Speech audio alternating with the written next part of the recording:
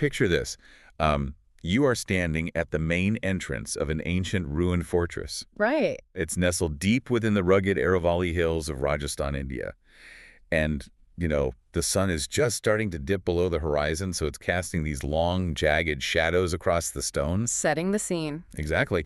And right there, bolted near the massive gate, is a sign. But it's not some hand-painted warning from a spooky local guard or a superstitious villager. No, it's very official. Yeah, this is an official government-issued notice from the Archaeological Survey of India. And it states, in no uncertain terms, that entry after sunset is strictly prohibited.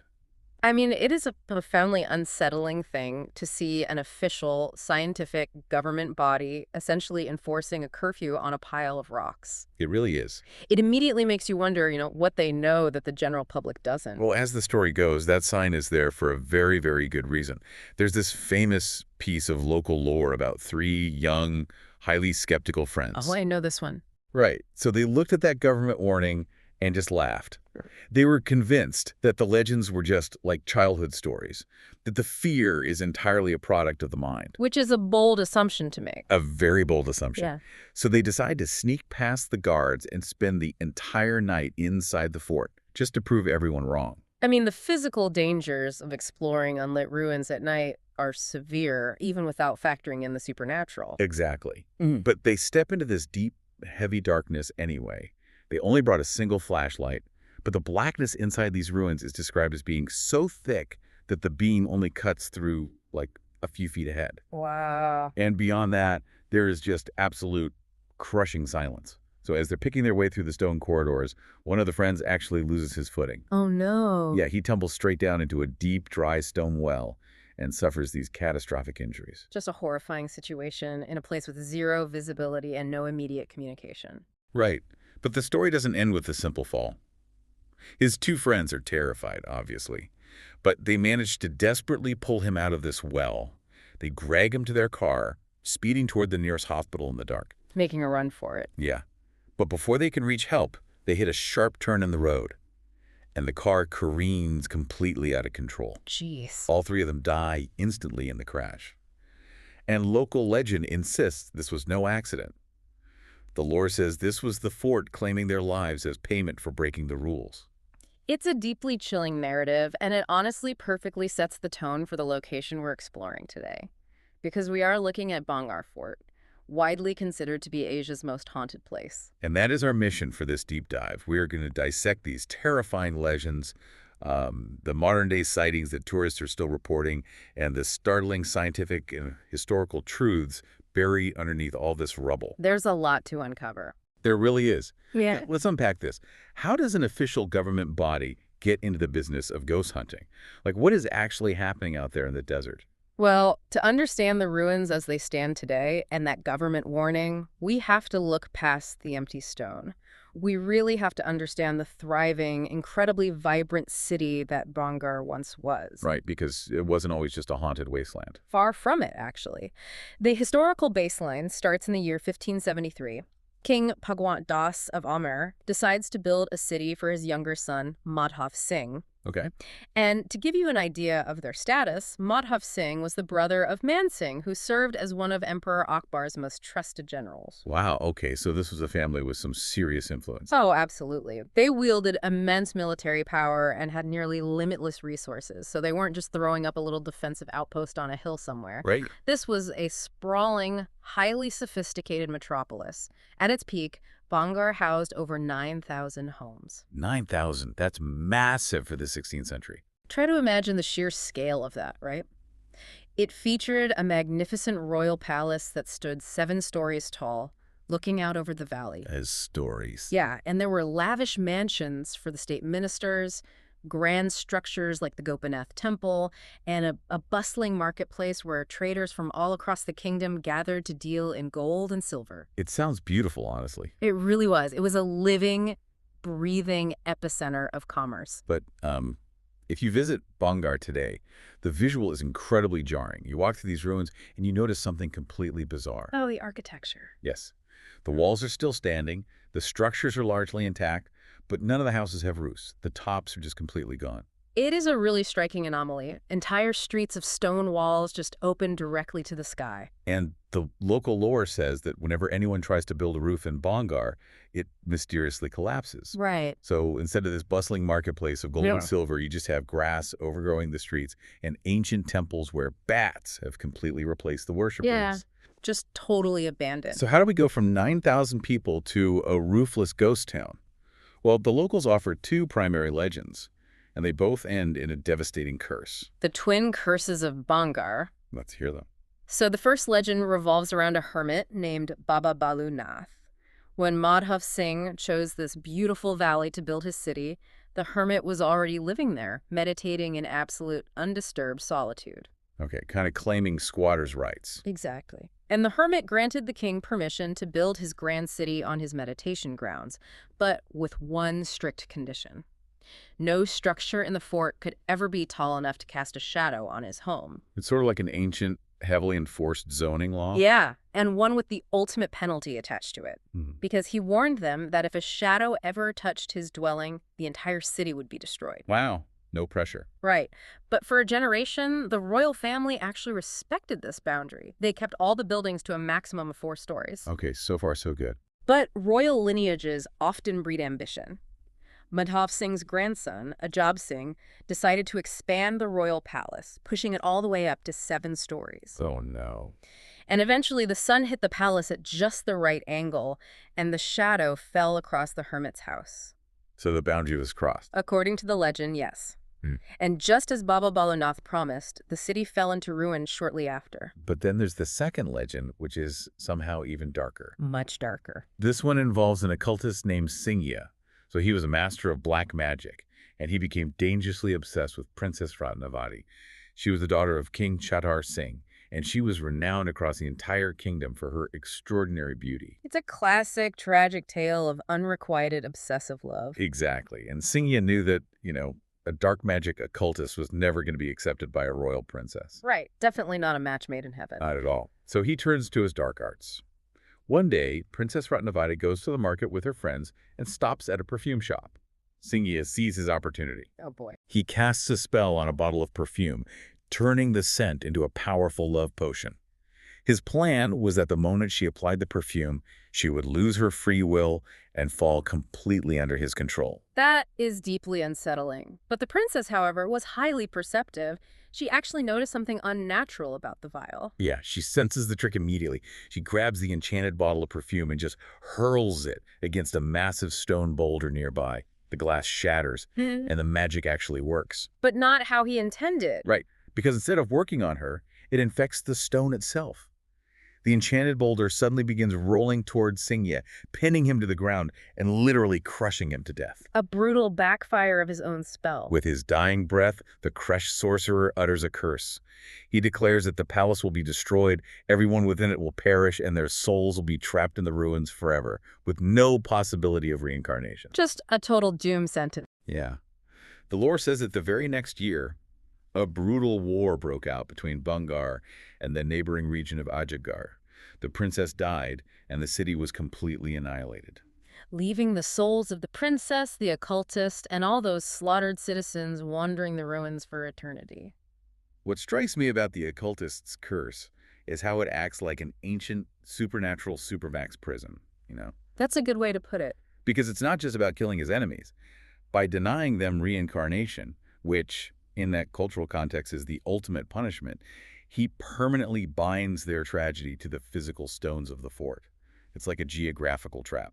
And if we assume those souls are permanently bound to the stones, well, that perfectly explains why visitors walking those same stones 400 years later are still experiencing terrifying things. Right, because fast forward to today, and you have hundreds of thousands of tourists visiting every year. But as evening approaches, the grounds just empty out in an absolute panic. People don't want to stick around. Not at all. People report very specific sensory claims. They hear the sounds of women's screams echoing through the stone corridors. Which is horrifying. Very. They hear the distinct, sharp sound of glass bangles breaking in empty rooms, the tinkling of heavy anklets, and they smell the sudden, unexplainable scent of phantom perfume. All tying back to the princess. Exactly. Even the seasoned security guards refuse to go inside at night. They huddle together in groups of 10 right at the main gate because the screams they hear from the darkness are just too much to handle.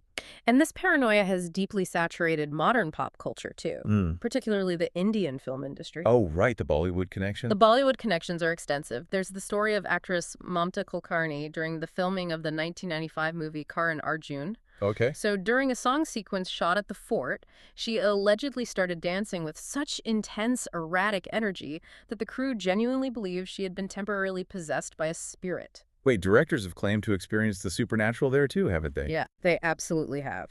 Jitendra Pawar, who directed the 2014 film Trip to Bhangarh, claimed that his car's brakes mysteriously failed on the way to the fort. No way. Yeah, only to miraculously fix themselves minutes later. And even more bizarrely, he claimed that a heavy, torrential rainstorm stopped instantly the very moment he offered a prayer inside Princess Ratnavati's ruined room. That is wild. We also see widespread reports of black cats following visitors' cars for hundreds of kilometers after they leave, just appearing and disappearing on the highway. See, the story that really got to me was from a journalist who traveled there to cover the haunting. She pushed her luck, staying right up until sunset, and when she tried to leave, her scooter suddenly died. I read that account. Despite having a fully fueled tank and perfectly working electronics, the engine completely refused to turn over. Yeah, she was stranded as the light faded. Then, seemingly out of nowhere, a stranger stepped out of the shadows. He walked up to her scooter and started it with a single, effortless kick. And then what he said to her. Right. He leaned in close to her and quietly said, "They want you." Just absolute nightmare fuel. Seriously. Her partner, who was standing right there, demanded to know who wants her. And the stranger simply replied, "You know who," and just walked back into the darkness. Incredible. But I have to push back here, honestly, because when you have security guards, journalists, and film directors all experiencing these terrifying physical events, the volume of evidence just feels overwhelming. I hear you. Isn't this proof of something genuinely supernatural? You cannot fake a scooter mysteriously dying, and you certainly can't fake a stranger delivering a cryptic warning from the shadows. Look, when you are standing in the dark and an engine dies, it certainly feels like overwhelming proof. I'll give you that. Right. But we have to look at the historical foundation we are building all these experiences on.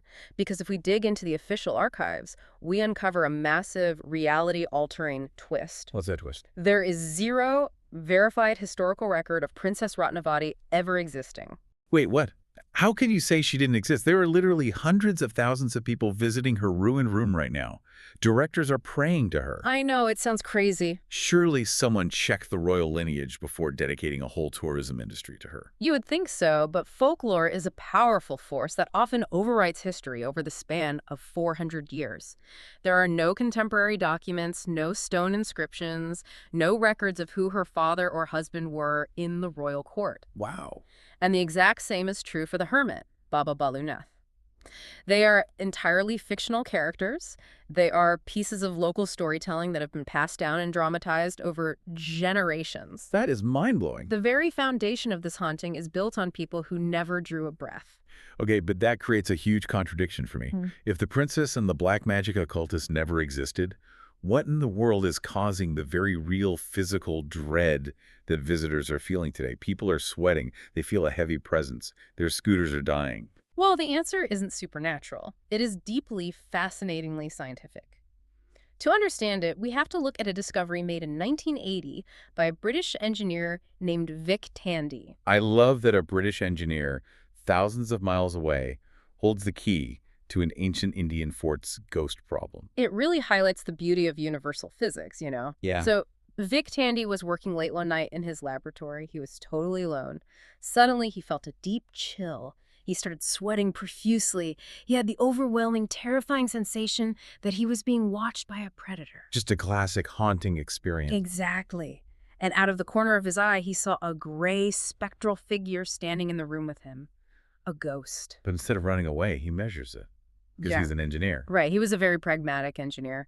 He realized that when he turned his head to look directly at the figure, it vanished. Okay. So he started investigating the environment and discovered that a newly installed extractor fan in his lab was vibrating at a very specific low frequency, 19 hertz. 19 hertz. So what does that do? This is what we call infrasound.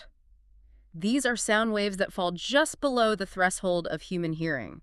Our ears cannot process them as a sound you can hear, but our bodies absolutely feel them. Oh, weird. And frequencies right around 19 hertz have a profound physiological effect.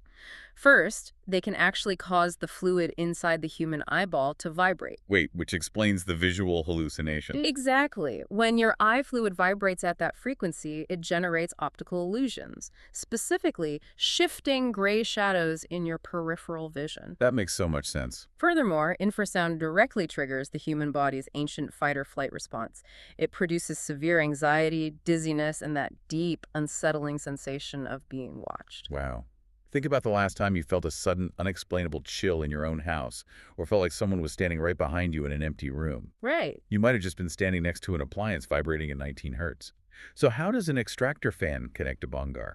Through the fort's architecture and geography, the way the wind moves through those ruined, roofless stone buildings and funnels through the surrounding Aravalli Hills turns the entire area into a massive, natural infrasound generator. Okay, I see where this is going. On top of that, Bhangarh sits in a high-risk earthquake zone, so the minor, constant tectonic shifts deep underground, along with shifting rocks, also produce these low-frequency 19 hertz waves. It's like the fort is a giant invisible subwoofer. That's exactly what it is. It's blasting a horror movie soundtrack that our ears can't hear, Yeah. but our nervous systems are completely freaking out over. Yes, the environment itself is physically assaulting the nervous system, creating that heavy, negative energy people report feeling before anything even happens. But wait, if the nausea and dread are just physical reactions to sound waves, why does everyone's brain immediately jump to ghosts instead of like earthquake or weird wind?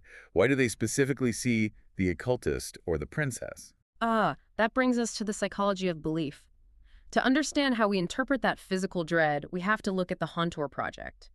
It was a fascinating study conducted by researchers at Goldsmiths University in 2008. Okay, so imagine you volunteer for this study. You walk into a completely plain, brightly lit, empty white room. Nothing scary about it at all. Right. However, the researchers had secretly rigged this room with infrasound generators and electromagnetic field emitters. During the experiment, more than 20% of the participants reported feeling a distinct presence in the room with them, Wow. and 8% experienced absolute, outright terror. But the twist is what really matters here, right? Because the participants felt these terrifying sensations whether the hidden devices were turned on or off. Yes. The infrasound wasn't even the main trigger for the specific ghost sightings. Exactly. The researchers found that the single biggest predictor of whether someone had a haunted experience was simply whether the person believed in ghosts to begin with, or if they had been primed beforehand with the suggestion that the room might be haunted. Which is exactly what happens at Bhangarh. Every single tourist arrives at those gates with their brain already running in haunted mode. Absolutely. They've been primed by viral videos, the Bollywood stories, the legends of the occultist. They've absorbed all of this long before they ever set foot inside the fort. And then we compound that with a powerful psychological phenomenon called pareidolia. Right, I've heard of that. This is the human brain's hardwired instinct to find faces and human shapes in random patterns. It's basically an evolutionary survival tool to help us spot predators in the brush. Oh, that makes sense. So when you are in the ruins of a dark fort, feeling physically anxious from the infrasound wind, your primed brain will automatically try to construct a human figure out of a pile of rocks or a shifting shadow cast by a tree branch. Your brain basically provides the explanation for the fear your body is feeling. Yes. If we connect this to the bigger picture, our own brains are the true architects of the Bhangarh haunting. The environment and the 19 hertz sound waves provide the canvas of dread, and our primed psychology paints the ghosts onto it. I really love that explanation.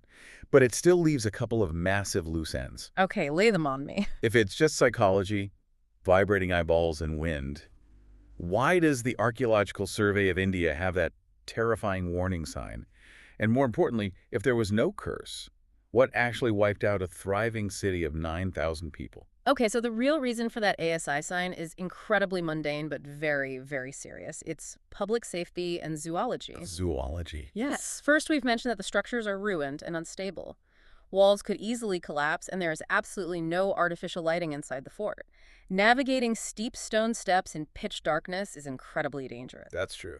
But the bigger hazard is biological. Bhangarh sits just 50 kilometers away from the Sariska Tiger Reserve. Oh, wow. I didn't realize it was that close. So the area is completely reclaimed by nature at night. Very much so. Bengal tigers, leopards, panthers, and striped hyenas regularly roam the fort grounds once the sun goes down. Striped hyenas, which completely debunks one of the most famous supernatural claims. Ah, the screaming. Yes. Those screams of women that locals hear echoing through the stone walls at night. The vocalizations of striped hyenas sound uncannily like a human being laughing or crying in agony. Exactly. If you don't know what animal is making it and you're standing in a haunted fort, it is a deeply distressing sound. You hear a hyena echo through a stone corridor, your brain says ghost win, but in reality, you are listening to a very real predator. And what about the sudden movement in the dark shadows that people report? Usually troops of macaques or other monkeys navigating the ruins. The ASI has explicitly stated on the record that the fort is not haunted. The restrictions are purely to protect visitors from large apex predators and unstable architecture. That makes total sense. Yeah. But what about the myth of the three friends who fell in the well and died in the car crash? The story that supposedly proves the curse. A complete, utter fabrication. Really? Yes. If you dig for police reports, news articles, or even names attached to those three boys, you will find absolutely nothing. It is an urban myth, crafted and kept alive specifically to reinforce the fort's fearsome reputation. Wow. Honestly, authorized personnel and researchers have stayed the night in Bhangarh and walked away perfectly fine. So that brilliantly solves the modern hauntings. But we still have a dead city. How did Bhangarh actually fall? The true fall of Bhangarh was caused by a combination of shifting geopolitics and a devastating climate disaster. Okay. After Madhav Singh's era, his ambitious grandson shifted his base of power to the nearby Ajabgarh Fort. Then, in 1720, the region was conquered by Raja Sawai Jai Singh of Amer. He eventually went on to build the massive, beautiful, highly engineered city of Jaipur. So once Jaipur was built, Bhangarh lost its strategic importance. It faded into just a secondary town. Exactly. The final fatal blow was environmental, wasn't it? Yes, it was. In 1783, North India was hit by the Chalisa famine. This was a catastrophic climate event triggered by a severe El Niño cycle. It was one of the worst famines in recorded history. Just devastating. And here is why it destroyed Bhangarh specifically. Bhangarh, nestled in the Aravalli Valley, was deeply dependent on seasonal rainwater collected in local stepwells and shallow reservoirs. Unlike a new supercity like Jaipur, which had heavy investment in massive, resilient artificial reservoirs. Exactly.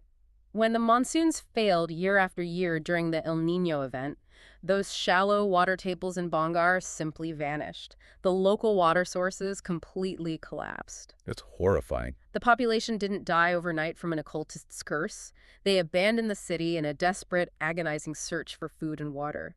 They migrated toward resources, leaving the buildings to the elements simply to survive. So what does this all mean then? Why do we as a society so desperately cling to the story of the evil occultist when the historical facts, the geopolitics, the brutal mechanics of an El Niño famine are documented right there? Because the human brain is profoundly hungry for narrative. That's true. The fact that a severe famine happened due to global weather patterns and a population slowly starved and moved away is a dry, random tragedy.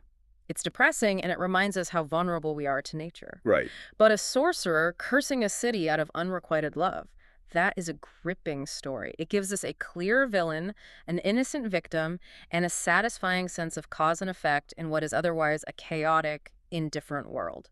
It gives the tragedy an order. It's honestly easier to process a villain than it is to process climate change. And on a purely practical level, the most haunted label is a massive economic boon. It drives a highly lucrative viral tourism industry. Oh, absolutely. It brings thousands of thrill seekers to the region every month. The local economy thrives on the ghost story, which means a dead scooter battery or a strange shadow cast by a macaque is immediately framed as proof of the paranormal, going viral before the tourist has even driven home. It's incredible how much weight a good story can carry over 4 centuries. I mean, it literally keeps a town on the map. It really does. It brings to mind a quote from the brilliant scientist Marie Curie, who said, "Nothing in life is to be feared, only understood." I love that quote. When you take the time to shine the light of science, documented history, and local zoology onto Bhangarh, the ghosts simply dissolve into the wind. They really do. Yeah. And understanding the mechanics of why we feel fear leaves you with something far more fascinating than just a ghost story. I'm going to leave you with one final thought to mull over. Go for it. The next time you walk into a dark, quiet room and you feel an inexplicable chill, a sudden wave of dread, or that heavy feeling of being watched, Is it the supernatural reaching out from beyond the grave? Or is it just the architecture and the wind playing a 19 hertz trick on your ancient survival instincts? Until next time, stay curious.